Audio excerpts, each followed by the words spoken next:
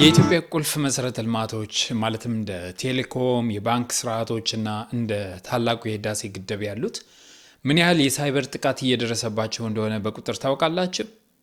የኢንፎርሜሽን መረብ ደህንነት አስተዳደር ወይም ደግሞ ኢንሳ እየተባለ የሚጠራው ተቋም በቅርቡ እንዳስታወቀው ከሆነ በ6 ወራት ውስጥ ብቻ በኢትዮጵያ ብሔራዊ ዲጂታል መሰረተ ልማቶች ላይ ከ27000 በላይ የሳይበር ጥቃቶች ተሞክረዋል። ይሄ ብቻ አይደለም። በአሁኑ ሰዓት አንድ የኢትዮጵያ ተቋም በሳምንት በአማካኝ ከ11000 በላይ የሳይበር ጥቃቶች ይቃጡበታል። ይህም ኢትዮጵያን በአፍሪካ ቀዳሚዋ የሳይበር ጥቃት ኢላማ ያደርጋታል።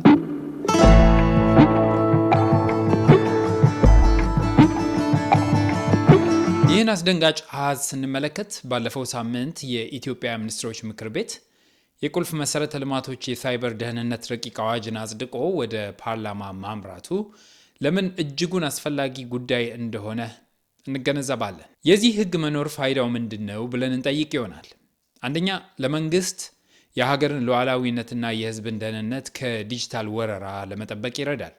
ሁለተኛ ደግሞ ለግልና ለመንግስት ተቋማት እንደ ባንኮችና እንደ አየር መንገድ አይነት ለምሳሌ የሳይበር ደህንነት ስራን ከፍላጎት ወደ ግዴታ ይለውጠዋል። ተቋማት በጋራ እንዲሰሩ ፈጣን የመረጃ ልውውጥ ወይም ደግሞ ትሬት ኢንተሊጀንስ ሼሪንግ የሚባለውን እንዲያደርጉና ወጥ የሆነ የደህንነት ስታንዳርድ እንዲኖራቸውም ህጋዊ ማዕቀፍ ይፈጥራል ህጉ።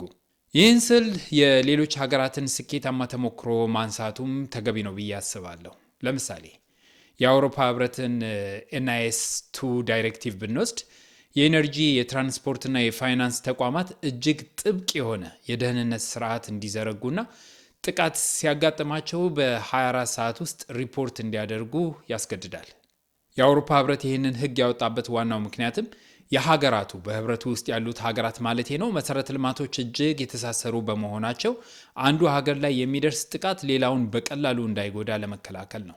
በተጨማሪም ከቅርብ ጊዜ ወዲህ በመንግስት የሚደገፉ ወይም ደግሞ ስቴት ስፖንሰርድ የሆኑ የራንሰምዌር ጥቃቶች በመበራከታቸው ተቋማት በፈቃደኝነት ሳይሆን በግዴታ አንድ ወጥ የሆነ የደህንነት ቁጥጥር እንዲያደርጉ ለማድረግም ታስቦ ነው። በአሜሪካም ቢሆን CIRCI ወይም ደግሞ ሳይበር ኢንሲደንት ሪፖርቲንግ ፎር ክሪቲካል ኢንፍራስትራክቸር አክት የሚባል እጅግ ጥብቅ ህግ ጸድቋል።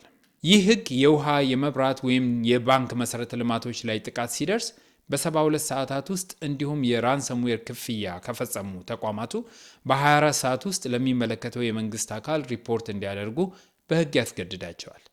የተበታተነውን የአሰራር ስርዓት ወደ አንድ ጠንካራ ብሔራዊ መከላከያም ቀይሮታል። ወደ አፍሪካም ስንመጣ ኢትዮጵያ ብቸኛው ሀገር አይደለችም እንደዚህ አይነት ህግ በማርቀቅ። ለምሳሌ ደቡብ አፍሪካ ሳይበር ክራይምስ አክት የተሰኘ ጠንካራ ህግ አላት።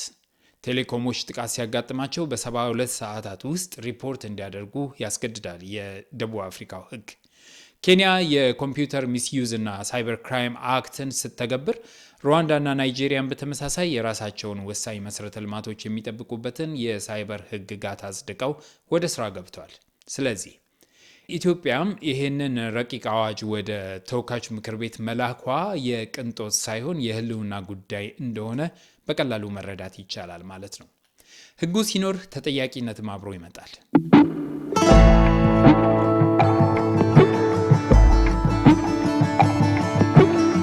ዛሬ የሳይበር ትሬት ላንድስኬፕ በእጅጉ ተቀይሯል። አጥቂዎች የኤአይ ቴክኖሎጂን በእጅጉ በመጠቀም ሲስተሞችን የሚያታልል ማልዌር በቀላሉ መፈብረክ ወይም ደግሞ መስራት እየቻሉ ነው የሚገኙት።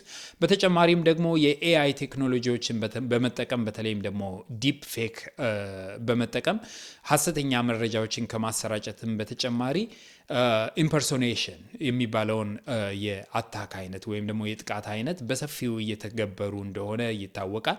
ስለዚህ ኢትዮጵያም ዘመኑን የዋጀ ከጊዜው ጋር የሚራመድ ዘመናዊ የመከላከያ ሜካኒዝም ልታበጅ ይገባታል።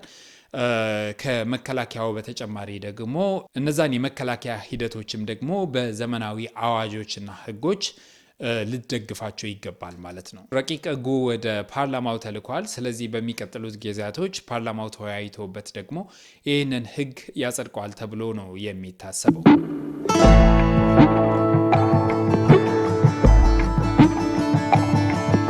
ዛሬ በዚህ ፕሮግራማችን ላይ አንድ ማንሳት የምንወደው ነገር ቢኖር ፓርላማው ይህንን ህግ በሚያጸድቅበት ሰዓት ወይም ደግሞ በሚነጋገርበት ሰዓት የሚከተሉትን 10 ወሳኝ ጉዳዮች ቢመለከታቸው ህጉ ውስጥ ቢካተቱ ወይም ደግሞ የህጉ ማዕቀፍ ውስጥ ቢካተቱ መልካም ነው የምንላቸውን 10 ነገሮች ነው የምንጠቁመው በዚህ ፕሮግራማችን ላይ። የመጀመሪያው ተቋማት የሳይበር ጥቃት በሚያጋጥማቸው ወቅት በ24 ሰዓት ውስጥ ሪፖርት እንዲያደርጉ ወይም ደግሞ ለፐብሊኩ ወይም ለመንግስት ሪፖርት የሚያደርጉበት አስገዳጅ ጉዳይ ህጉ ውስጥ መካተት አለበት ብለን እናምናለን። በተጨማሪም ህጉ የዜሮ እምነት ማዕቀፍ ወይም ደግሞ ዜሮ ትረስት አርኪቴክቸር የሚባለውን ሰውንም ሆነ ሲስተም ወይም ዲቫይስ ሳያረጋግጥ ወደ ሲስተም እንዳይገባ ኔቨር ትረስት ኦልዌይስ ቬሪፋይ የሚባለውን ፕሪንሲፕል አፕላይ እንዲያደርግ አስገዳጅ መሆን አለበት ብለን እናምናለን። ሶስተኛው የአቅርቦት ሰንሰለት ወይም ደግሞ ሰፕላይ ቼን ሪስክ የምንለውን ከውጭ የሚገዙትን ሶፍትዌሮች እና ሃርድዌሮች ላይ ጥብቅ ቁጥጥር የሚያደርግ ህግ መሆን አለበት ወይም ደግሞ ይህንን አንቀጽ ማካተት አለበት ብለን እናምናለን። ሌላኛው ቀጣይነት ያለው ኦዲት ወይም ደግሞ ኮንቲኒየስ ኦዲቲንግ ተቋማት ዓለም አቀፍ የደህንነት ፍተሻዎችን በየጊዜው እንዲያሳልፉ የሚያስገድድ ህግ መሆን አለበት ብለን እናምናለን። ሌላው የኤአይ ስጋት አስተዳደር መካተት አለበት። በተለይም ደግሞ አዲሶቹን የኤአይ አደጋዎች የሚቋቋም አስገዳጅ መመሪያ ወይም ደግሞ አንቀጽ እዛ ህግ ውስጥ መካተት አለበት ብለን እናምናለን። አስገዳጅ የአደጋ ማገገሚያ ወይም ደግሞ ዲዛስተር ሪከቨሪ መካኒዝም ህጉ ላይ መካተት አለበት ብለን እናምናለን። ሲስተም ቢመታ እንኳን አገልግሎት በፍጥነት የሚቀጥልበት ወይም ደግሞ ሲስተሙ ራሱ ሬዚሊየንት የሚሆንበት እቅድ መካተት አለበት። ተቋማት ይህንን ሊሰሩበት ስለሚገባ አስገዳጅ ሆኖ መቅረብ አለበት በህግ ውስጥ ብለን እናምናለን። ሌላው የግልና የመንግስት አጋርነት በግልጽ በህጉ መካተት አለበት ብለን እናምናለን። ይህም በመንግስትና ለምሳሌ በባንኮች፣ በቴሌኮም መካከል ጥብቅ የሆነ የደህንነት መረጃ ልውውጥ ይሄ ትሬት ኢንተሊጀንስ ሼሪንግ የምንለውን ህጉ ማካተት አለበት፣ አስገዳጅ ማድረግ አለበት ብለን እናምናለን።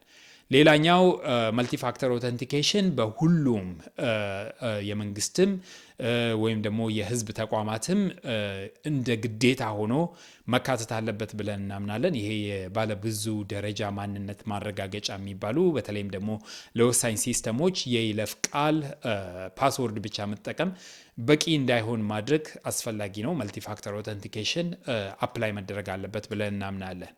ሌላኛው የሳይበር ልምምድ ነው። የሳይበር ልምምድ ወይም ደግሞ ፔኔትሬሽን ቴስቲንግ እና ይሄ ሬድ ቲሚንግ የሚባለው ተቋማት በየአመቱ ቢያንስ በአመት አንድ ጊዜ በአስገዳጅ ሁኔታ የሳይበር ጥቃት ልምምድን እንዲያደርጉ አስገዳጅ ህግ መካተት አለበት። አስገዳጅ አንቀጽ ህግ ውስጥ መካተት አለበት ብለን እናምናለን። ይሄ የሚረዳው አስቀድሞ ክፍተቶችን ለማግኘት በየአመቱ የጠለፋ ልምምድ ማድረግ አስፈላጊ ስለሚሆን ለተቋማቱ ማለት ነው። ሌላው የመረጃ ሉዓላዊነት ነው። ይሄ የመጨረሻው ሪኮመንዴሽናችን ነው። ወይም ደግሞ ዳታ ሶቨርኒቲ የሚባለውን የሀገሪቱን ወሳኝ መረጃዎች ከሀገር ውጭ ባሉ ሰርቨሮች ላይ ወይም ደግሞ እንደ ክላውድ ሲስተሞች ላይ እንዳይቀመጡ መከላከልን ታሳቢ አድርጎ ይህንን የሚደነግግ ህግ መሆን አለበት ብለን እናምናለን። ህግ ውስጥ ይህ አንቀጽ ቢኖር የተሻለ ነው ብለን እናምናለን።